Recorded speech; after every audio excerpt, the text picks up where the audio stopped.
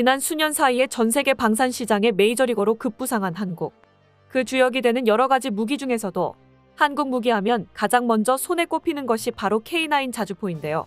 전 세계 자주포 시장의 80%를 장악하고 이제는 사실상 레드팀 국가를 제외하면 지역을 불문하고 어디로든지 팔려나가고 있습니다.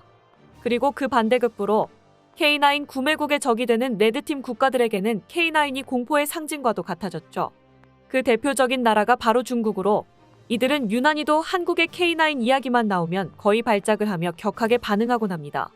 그러면서 자기들이 직접 만든 자주포와 K9을 비교하며 끝끝내 자기들이 더 강하다고 우겨대는데요. 이런 몸부림이 무색하게도 단순히 영상만 봐도 중국산 자주포의 허술함은 눈에 훤히 보이는 마당입니다. 중국은 이 굴욕을 견디지 못하고 이를 박박 깔면서 개량에 나섰습니다. 그리고 최근 그 결실을 확인할 수 있는 정보가 공개되었죠. 중국은 이번에야말로 K9은 물론이고 독일의 판처하우비츠 등 세계 최고 성능 자주포와 어깨를 견줄 수 있게 되었다며 자신했는데요. 중국의 기대와는 다르게 한국은 이런 과정을 여유롭게 지켜보고 있다고 합니다. 중국도 한국이 이런 느긋한 반응을 보이는 게 의아한 상황이라고 하는데요. 그 이유를 알게 되자 경악을 금치 못했다고 합니다. 자세한 내막을 함께 살펴보겠습니다. 그간 국내외를 불문하고 저열한 성능으로 조리돌림을 당했던 중국의 자주포 PLG-05.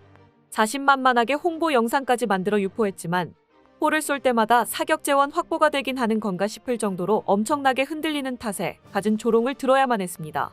이렇게 겉보기로도 문제가 심각했던 만큼 웬만해서는 자국 무기가 세계 최강이라고 띄워주는 중국 국내의 여론조차 PLG-05에 대해서만큼은 싸늘했었는데요.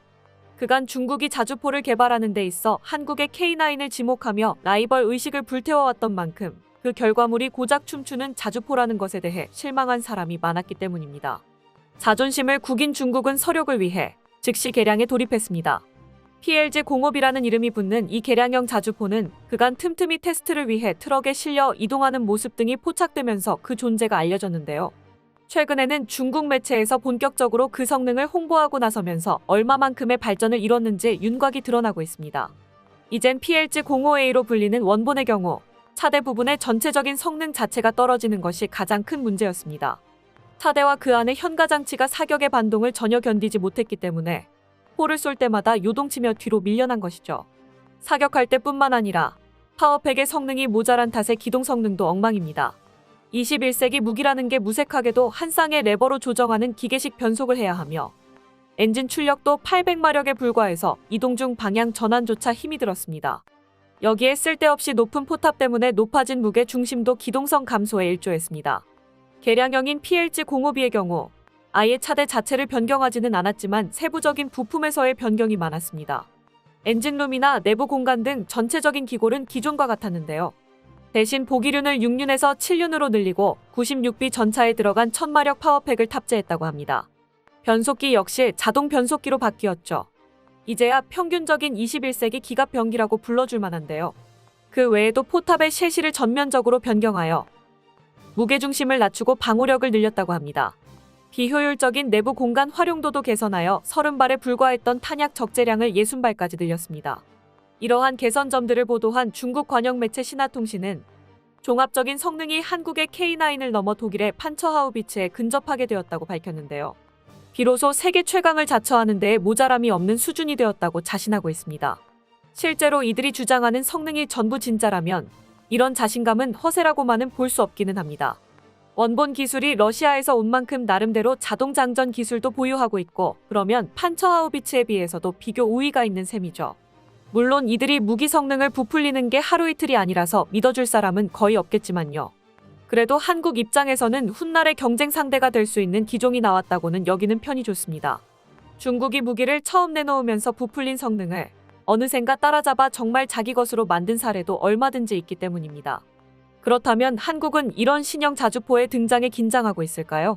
최근 들려온 소식은 그 해답을 간접적으로 보여주고 있습니다. 지난 6월 21일 국내 밀리터리 커뮤니티에서는 K9의 성능 개량에 관련된 새로운 연구 개발 계획표가 화제가 되었습니다. 현재 기존의 자주포 플랫폼으로 상상할 수 있는 거의 완벽한 성능을 구현한 한국. 하지만 언제나 한국은 화포 성능에는 갈증을 느끼고 있습니다. K9 같은 우수한 무기도 이런 갈증을 채우는 데에는 모자람이 있죠. 그러나 이 이상으로의 발전은 누구도 걸어본 적 없는 선구자의 길입니다. 지금까지의 K9이 여태 제시되었던 자주포 기술을 한데 모아 세계 최고 수준으로 발전시킨 것이었다면 이 뒤로는 누구도 상상해보지 못한 새로운 영역을 접목해서 새로운 방향성을 제시해야만 하는 것입니다. 현재 한국이 그 새로운 방향성으로 염두에 두고 있는 것은 바로 자동화와 무인화입니다. 지금도 K9은 전 세계 어떤 자주포 플랫폼보다도 자동화가 잘 되어 있는 무기로 평가받고 있습니다.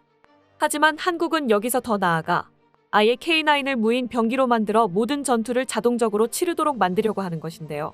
이번에 화제가 된 연구 개발 계획에 등장하는 기술 역시 이런 무인화의 초석입니다. 바로 레이저 점화 장치입니다.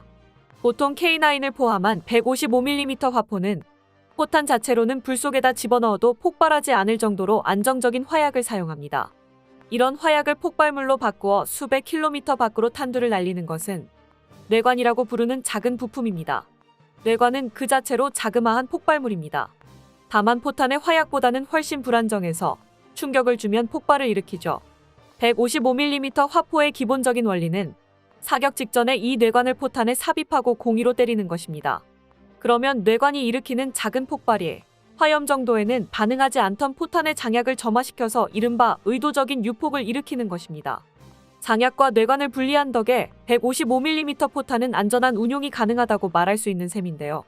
다만 문제는 뇌관을 직전에 삽입한다는 과정에서 발생합니다. 뇌관 삽입 과정은 다행히 사람이 직접 하는 것은 아니라서 그 작업 자체가 위험하지는 않습니다. 이 역할은 뇌관 집조립체라는 기계가 수행해주죠. 사람이 할 일은 이 뇌관 집조립체에다가 사용한 양만큼의 뇌관을 채워주는 정도입니다. 그러면 뭐가 문제라는 걸까요? 바로 이 뇌관 집조립체를 거친다는 것 자체가 필연적으로 포 내부의 폐쇄성을 떨어뜨린다는 것입니다. 포 내부의 폐쇄성은 곧 장약의 포갑과도 이어지므로 화력에 직결되는 문제입니다.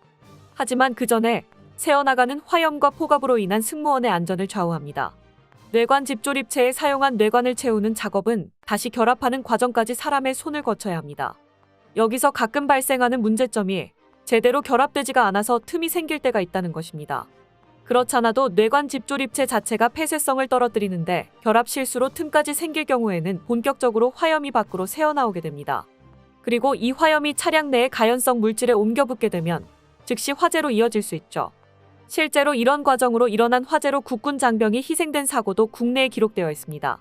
뇌관집의 스프링이 노후화되어 장력이 모자랐던 나머지 폐쇄기가 포신을 완전히 닫지 못했고 그로 인해 약실의 화염이 누출된 것이었습니다.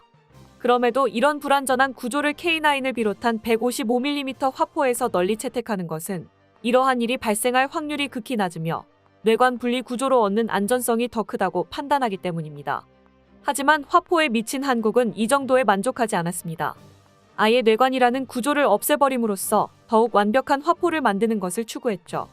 한국이 뇌관 대신에 장약 격발을 위해 고른 것은 바로 레이저였습니다. 현재 육해공을 막론하고 모든 군사 방면에서 폭넓게 연구되고 있는 레이저 기술은 주로 드론이나 미사일을 상대로 대공방어를 하는 방향으로 점차 상용화되고 있는데요. 한국은 출력만 충분하다면 레이저로 얇은 장갑판 정도는 녹일 수 있을 정도의 고열을 낼 수 있다는 점에 착안했습니다. 이를 뇌관 대신에 포탄의 장약에 고열을 가하는 용도로 사용해서 뇌관을 별도로 결합하는 과정을 없애는 것이죠. 그러면 뇌관 보충을 위해서 부품을 매번 분리할 필요 자체가 없어지므로 소소한 화력 향상과 안전성에도 기여할 수 있습니다. 안타까운 사고로 희생된 국군 장병들의 사례가 다시는 일어나지 않도록 신기술을 도입한 것입니다. 또한 이는 한국이 추구하는 원래 목적인 무인화에도 유리합니다. 그냥 포 뒤쪽에 레이저 조사 장치를 달기만 하면 배터리가 허락하는 한계 속에서 포를 쏠 수 있으니 뇌관 보충이라는 한계를 극복할 수 있습니다. 소모되는 자원의 가짓수를 줄임으로써 무인 작전에서의 효율성을 높인 것이죠. 이를 시작점으로 K9은 가까운 미래의 원격 플랫폼으로 전환될 것으로 보이는데요. 수십에서 수백 킬로미터 밖으로 포탄을 날려대는 쇳덩이가 사람 한 명도 안 태우고 한반도라는 작은 땅덩이에 천문 넘게 우글우글댄다는 점에서 적들에게는 공포 그 자체일 것입니다. 차근차근 무인화에 가까워지고 있는 한국의 K9. 이제야 K9의 기본 성능 수준에 도달한 것 정도로 기뻐하던 중국은 아연실색할 수밖에 없었습니다.